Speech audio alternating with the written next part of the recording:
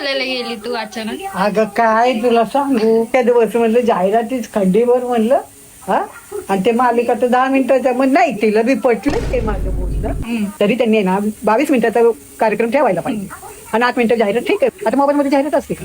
नसते ना, ते बोलले ना त्याचं सबस्क्रिप्शन घेऊन द्या आजीला मोबाईलचं. हा का? हा मला काय त्यातलं कळायचं जमलेलं. तर लोकांनी पण खूप सल्ले दिलेत. हा हा बाई, अजून कोणतरी म्हणलं मला. कोण म्हणलं की तुम्ही वा पुढे आम्ही तुमच्या पाठीशी. बोललं तेवढं धाडस केलं काय. अगं म्हणलं जे बोलायचं ते बोललेच नाही. नाही खरंच ग, वैताग येतो त्या जाहिरातीचा. काय काम नाही म्हणले, सिरियल मध्ये त्यांना रोल द्या, कारस्थानाचे काम करतात. अगं सगळे नातेवाईकांचे आपल्या ओळखीचे. हा मुंबईवरून बी फोन आला मला.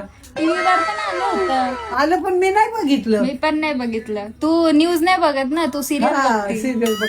काय न्यूज मध्ये कुठली चांगली न्यूज असते सांग बघ ना. मला. मग 8-8 दिवसांनी तीच न्यूज दाखवतात. अगं बाप. मग मार्क केलंय मी, नाही ते उद्योग करून बसले. वाट्यातल्या आपल्या सगळ्या गोळ्या झाल्या होत्या, हिचं तर तोंडच पडलं आणि गर्दी होती. मी ती गर्दी हटून गेले म्हणलं. लाईट बिल भरलं आणि व्हायरल झालं. कोल्हापूरवरून मी फोन फेमस झालं बोले तुम्ही संपूर्ण महाराष्ट्रात. तुझं काम बंद करून. हा लग्न जमवायचं बंद केलं ना, तर अशा तुम्ही व्हायरल झाला बोले. तिला भडकून देते मग ती येते बाई.